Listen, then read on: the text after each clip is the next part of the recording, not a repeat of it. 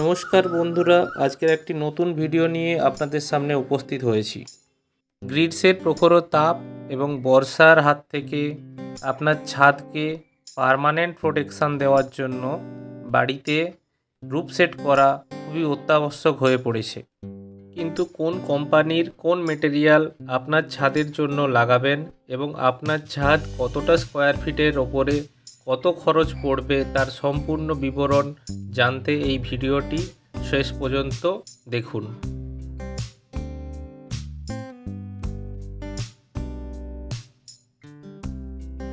প্রথমেই একজন মিস্ত্রি অথবা কন্ট্রাক্টরকে ডেকে আপনার ছাদটা কতটা স্কোয়ার ফিটের তা পরিমাপ করে দেখে নিন। তবে বলে রাখা ভালো, আপনার ছাদটি যদি 1000 স্কোয়ার ফিটের হয়ে থাকে সেক্ষেত্রে আপনার রুফ সেটিং করতে 1000 স্কোয়ার ফিটের বেশি পরিমাপ হবে, কারণ আপনার ছাদের যে পরিমাপটা সেটা ফ্ল্যাট সারফেসের ওপর পরিমাপ।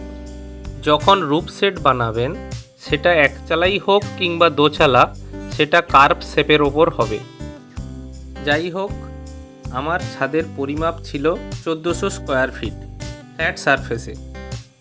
যেহেতু আমার ছাদের রুফ সেটিং দোচালা করেছিলাম, সেক্ষেত্রে আমার টোটাল রুফ সেটিংয়ের পরিমাপ পড়েছিল 1500 স্কোয়ার ফিটের মতো। আমার সঙ্গে এই চুক্তি হয়েছিল কন্ট্রাক্টরের যে আমার যা মেটেরিয়ালস এবং সিট লাগবে তা আমি প্রোভাইড করব, শুধুমাত্র লেবার চার্জ এবং লেবারের যে ইনস্ট্রুমেন্টগুলো সেগুলো ওনার খরচ। তবে এর মধ্যে প্রাইমার এবং রং করার জন্য লেবার চার্জ কিন্তু ওনার সঙ্গে চুক্তিতে ছিল না, সেটা আমাকে নিজেকেই পে করতে হয়েছে। তাদের মেজারমেন্ট অনুযায়ী কতগুলো হলো পাইপ লাগবে তা ওনারাই আমাকে লিস্ট করে দিয়েছিল। হলো পাইপ বিভিন্ন সাইজের হয়ে থাকে। আমার ছাদের ক্ষেত্রে 72-72-এর পাইপ, 60-60-এর পাইপ, 60-40-এর পাইপ এবং 40-40-এর পাইপ এবং 32-32-এর পাইপ লেগেছিল। সাইজ যাই হয়ে থাক না কেন, আপনার কিন্তু সমস্ত সাইজেরই লোহার জিআই পাইপগুলো, এই হলো পাইপগুলো কিন্তু কেজি দরেই আপনাকে কিনতে হবে। এই জিআই হলো পাইপগুলো বিভিন্ন ব্র্যান্ডের হয়ে থাকে। আমার এলাকায় এই পাইপগুলো টাটা কোম্পানির, জিন্দাল কোম্পানির এবং নিজন কোম্পানির অ্যাভেলেবেল ছিল। আমি আমার ছাদের জন্য টাটার কোম্পানির পাইপ প্রেফার করেছিলাম। টাটা ব্র্যান্ডের প্রতিটি পাইপে ওই টাটা স্ট্রাকচারারের লোগো এবং মার্ক দেওয়া রয়েছে। সমস্ত হলো পাইপের মোট ওজন 1100 কেজি হয়েছিল, ওই 1 টনের সামান্য কিছু বেশি। প্রতি কেজি 99 টাকা করে পড়েছিল। সেক্ষেত্রে 1100 কেজি গুণিতক 99 টাকা, মোট 1,10,000 টাকার মতো আমার হলো পাইপ লেগেছিল। প্রত্যেক সাইজের পাইপগুলি 2 mm থিকনেসের নিয়েছিলাম। এই জিআই হলো পাইপগুলি বিভিন্ন থিকনেসের পাওয়া যায়। আপনি আপনার ইঞ্জিনিয়ারের পরামর্শ নিয়ে এই থিকনেসটা নির্ধারণ করবেন। যেহেতু আমার বাড়ির ছাদে দোতলার ওপরে রুফ সেটিং হচ্ছিল, সেক্ষেত্রে ইঞ্জিনিয়ার প্রেফার করেছিল বেশি লোড চাপিয়ে কোনো লাভ হবে না, সেক্ষেত্রে 2 mm এর থিকনেস আমার বাড়ির জন্য সাফিসিয়েন্ট ছিল। এরপরে সমস্ত মেটেরিয়াল জিআই পাইপ নিয়ে আসার পরে কন্ট্রাক্টর তার লেবার পাঠিয়ে সমস্ত জিআই পাইপগুলোকে ওপরে তুলে নেওয়া হয়েছিল। কাজ সুন্দরভাবে চলছে, ওনারা যথেষ্ট সুন্দরভাবে কাজ করছে। যতই সুন্দরভাবে কাজ করুক না কেন, আপনি কিন্তু কাজের কাছে থাকবেন, কাজটা দেখে নেবেন। প্রতিটি হলো পাইপের এন্ড পয়েন্ট যে মুখগুলো আছে সেগুলো ওনারা বন্ধ করেছে কিনা সেটা লক্ষ্য করে দেখে নিতে হবে, কারণ অনেক ক্ষেত্রে এই মুখগুলো কিন্তু ওনারা বন্ধ না করেই চলে যান। সেক্ষেত্রে এই মুখগুলো বন্ধ না করলে আপনার ওই জায়গা থেকে জল এবং এয়ার ঢুকে ওইখান থেকে রাস্ট আসার একটা প্রবাবিলিটি থেকে যায়।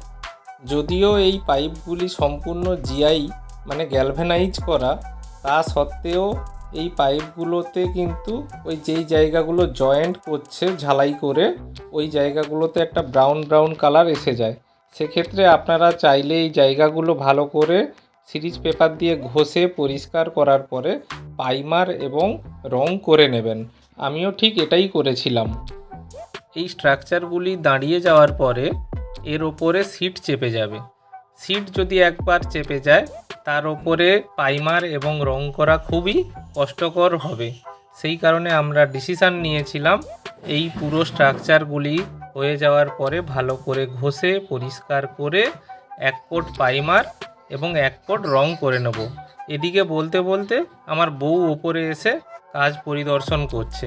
যাই হোক, মালকিন বলে কথা, এমনিতেও তো বলে বলে ওপরে ওঠে না, ওর নাকি পায়ে ব্যথা করে। কাজ চলছে তাই একটু কাজটা পরিদর্শন করছে। কাজ সুন্দরভাবে এগিয়ে যাচ্ছে এবং আমরা সকলেই নিজেদের সময় মতো করে অল্টারনেট করে কাজের কাছে থেকে কাজগুলো দেখে নিচ্ছিলাম এবং কাজগুলি সুন্দরভাবে যাতে হয় সেদিকে আমরা লক্ষ্য নজর করছিলাম। আমার 1400 স্কোয়ার ফিটের ছাদে মোট 5খানা স্ট্রাকচার পড়েছিল। স্ট্রাকচার মানে যাকে বলা হচ্ছে লেফট টু রাইট, এদিক থেকে ওদিক ছাদের একটা করে স্ট্রাকচার, মানে লেফট এবং রাইট সাইডের যে থামগুলো আছে, এই যে থামগুলো, এইরকম মোট 5 জোড়া, 5 পেয়ার, মানে 5টা জোড়া পড়েছিল এই লেফট টু রাইট। মোট 5খানা স্ট্রাকচার দাঁড়িয়েছিল। এই স্ট্রাকচারগুলি প্রত্যেকটি ওয়ালের সঙ্গে ওই গুটকা দিয়ে ভালো করে ঝালাই করে লাগানো রয়েছে। এই স্ট্রাকচারগুলি যতটা মজবুতভাবে লাগানো থাকবে আপনার টোটাল শেডিংয়ের স্ট্রেংথও খুব ভালো হবে। আমফানের মতো ঝড় সেগুলোকে পার করার জন্যই এত মজবুত করে বানানো। যেহেতু আমরা সমুদ্র উপকূলবর্তী অঞ্চলে থাকি, সেই জন্য আমাদের এখানে বছরে 2-3বার খুব বড় বড় ঝড় হয় এবং ঝড়ের গতিবেগও খুব বেশি হয়। সেই কারণে স্ট্রাকচারগুলোর গ্যাপিংও খুব কম দেওয়া। আমার 1400 স্কোয়ার ফিটের ছাদে খুব অল্প অল্প গ্যাপ দিয়ে ছাদের এই স্ট্রাকচারগুলো বানানো, যাতে করে এটা কিন্তু শক্তপোক্ত এবং মজবুত হয়। কাজ পরিদর্শন করছিলাম এবং কাজের কাছেই ছিলাম। আমার যেটা উপলব্ধি হচ্ছিল যে এই স্ট্রাকচারগুলো এই ছোট ছোট গুটকাগুলোর ওপর কিন্তু ভর করে দাঁড়িয়ে আছে। তো আমার যে এই ওয়ালে যে গুটকাগুলো লাগিয়েছিল ওনারা, আমি ওনাদের কাছে রিকোয়েস্ট করলাম এই গুটকাগুলো আরও একটু বেশি করে 2-1টা করে বাড়িয়ে দিতে, যাতে করে আমার স্ট্রাকচারটা আরও মজবুতই হয়। সবই ওই আমফান ঝড়ের কথা মাথায় রেখে।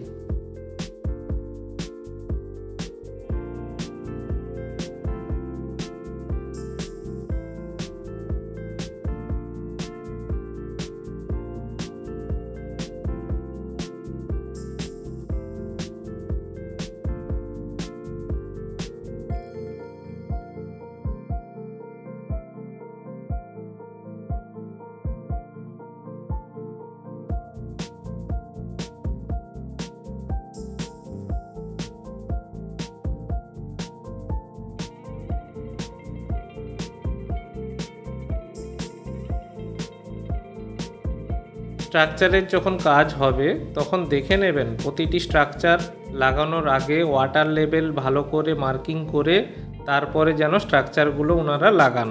কারণ ওয়াটার লেভেল যদি ঠিক থাকে তবে আপনার কিন্তু জলটাও খুব সুন্দরভাবে ঢাল দিয়ে বেরিয়ে যাবে। স্ট্রাকচারের কাজ প্রায় শেষের পথে, অল্প কিছু ল্যাপিং করা বাকি আছে। এরপরে আমাদের প্রাইমার এবং রং করার পালা। প্রাইমার এবং রং কিন্তু ওনাদের সঙ্গে আমার কন্ট্যাক্ট করা ছিল না। যাই হোক, প্রাইমার আমি জিঙ্ক প্রাইমার এশিয়ান পেন্টসের ইয়েলো কালারের প্রেফার করেছিলাম। এই জিআই প্রাইমারটি রাস্ট প্রুফ এবং সহজে জিআইয়ের ওপর রাস্ট আসতে দেয় না। মোট 4 লিটার প্রাইমার লেগেছিল পুরোটা আমার প্রাইমার করতে। 1 কোট করে প্রাইমার দিয়েছিলাম। 1 কোট করে প্রাইমার দেওয়ার পরে এর কিন্তু ফিনিশিংটা খুব সুন্দর আসছিল এবং দেখতেও একটা নতুন নতুন লুক আসছিল। বেশ ভালোই দেখাচ্ছিল এই ইয়েলো প্রাইমারটি দেওয়ার পরে। 1 কোট প্রাইমার হওয়ার পরে আমরা 1 কোট করে রং করব বলে স্থির করেছিলাম। যেই কালারটা আমরা ইউজ করেছিলাম নেরোল্যাকের জিআই কালার, পিঙ্ক কালারের এটাও কিন্তু 4 লিটার আমার রং লেগেছিল। প্রাইমার এবং রং মিলিয়ে মোট আমার 5টা হাজরি লেগেছিল। আমার এখানে হাজরি 400 টাকা করে প্রতিদিনের হিসাবে, সেই ক্ষেত্রে 2000 টাকা আমার 5 দিনের হাজরি লেগেছিল, যেটা কিনা আমাকে আলাদা করে পে করতে হয়েছিল। এবং 4 লিটার প্রাইমার এবং 4 লিটার রং মিলিয়ে মোট আমার 3000 টাকার রং খরচ হয়েছিল। সেক্ষেত্রে হাজরি এবং রং প্রাইমার মিলিয়ে মোট 5000 টাকা আমার খরচ হয়েছিল। এরপর রং এবং প্রাইমার হওয়ার পরে এরপর আমরা সিট কিনতে গিয়েছিলাম। এর ওপরে সিট চাপানো হবে, যেই সিটগুলো, যাই হোক সিট আমার চলে এসেছে বাড়িতে। ওনারা ঠিক একইভাবে সিটগুলো ওপরে তুলে নিয়েছে নিচ থেকে, নিয়ে ওনারা কাজ শুরু করে দিয়েছে। এরপরে ওনাদের সিটের কাজ চলবে 2 দিন ধরে। এদিকে আমার মা বসে কাজ পরিদর্শন করছে, নিজের সমস্ত বাড়ির সমস্ত কাজ শেষ করে যতটুকু সময় বাঁচত উনি কিন্তু এসে কাজগুলো দেখতেন। আমি যে সিটটা কিনেছিলাম এই সিটটি টাটা কোম্পানির টাটা ব্লুস্কোপ ইনফিনিয়া, এর থিকনেস 0.5 mm। সাধারণত এই সিটগুলো বিভিন্ন কোম্পানি, বিভিন্ন কালার এবং বিভিন্ন থিকনেসের মার্কেটে অ্যাভেলেবেল রয়েছে। 0.47 mm এর যে সিটটি পাওয়া যায় সেটা সমস্ত মার্কেটেই অ্যাভেলেবেল। 0.50 mm এর সিটটি কিন্তু সমস্ত জায়গায় নাও পেতে পারেন। এটা কিন্তু কেবলমাত্র ইন্ডাস্ট্রিতেই ব্যবহৃত হয়। ইন্ডাস্ট্রিয়াল ইউজের জন্য এই সিটটি পাওয়া যায়। আমার বাড়ি যেহেতু ইন্ডাস্ট্রিয়াল এলাকাতে, সেহেতু আমি এই ইন্ডাস্ট্রিয়াল সিট যেটা 0.50 mm এর সেটা আমি পেয়েছিলাম এবং এটাই আমি প্রেফার করেছিলাম। রুফের ওপরের দিকটা আমি ব্লু কালারের সিট দিয়েছিলাম এবং সাইডগুলো যে 2 ফুট করে নামবে সেটা রেড কালার প্রেফার করেছিলাম। এবং রেড কালারের যে 2 ফুট করে নামার পরেও আমি একটি বর্ডার লাগিয়েছিলাম, যেটা আমার এই শেডিংয়ের যে সৌন্দর্য সেটা কিন্তু অনেকটাই বাড়িয়ে দিয়েছিল। সিটগুলি লাগানোর আগে সমস্ত এর ওপর লাগানো যে পলিথিনগুলো সেগুলো কিন্তু তুলে দেবেন এবং প্রত্যেকটি সিটের গায়ে লেখা আছে, দেখে নেবেন যে টাটার লোগো দেওয়া কিনা এবং ওর থিকনেসও ওখানে মেনশন করা থাকবে। এই সিটগুলি প্রতি রানিং ফিট হিসেবে দাম ধরা হয়। আমার ক্ষেত্রে এই 0.50 mm এর সিটগুলি 175 টাকা প্রতি রানিং ফিট হিসেবে পড়েছিল। সেক্ষেত্রে আমার টোটাল যা সিট লেগেছিল তাতে খরচ হয়েছিল 1,10,000 টাকা। এগুলোকে আমরা রিচ বলে থাকি। এগুলো দুটো শেডিংয়ের মাঝখানে দেওয়া হয়েছিল, যাকে আমরা কনাজ বলি। এইটা কিন্তু জিন্দাল কোম্পানির কিনেছিলাম। এরও থিকনেস 0.50 mm এর। এই সিটগুলো লাগানো হয়ে গেছে। সিটগুলো লাগানোর পরে খুব সুন্দর দেখাচ্ছিল আমার ছাদটি এবং ওপরের বেশ অ্যাটমসফিয়ারটাও বেশ ঠান্ডা ঠান্ডা অনুভব হচ্ছিল। এবার আসি সম্পূর্ণ খরচের তালিকা নিয়ে। 1100 কেজি জিআই স্কোয়ার শেপের হলো পাইপ 99 টাকা প্রতি কেজি হিসেবে 1,10,000 টাকা খরচ পড়েছিল। তারপর রং এবং প্রাইমার মিলিয়ে এবং হাজরি মিলিয়ে মোট 5,000 টাকা খরচ হয়েছিল।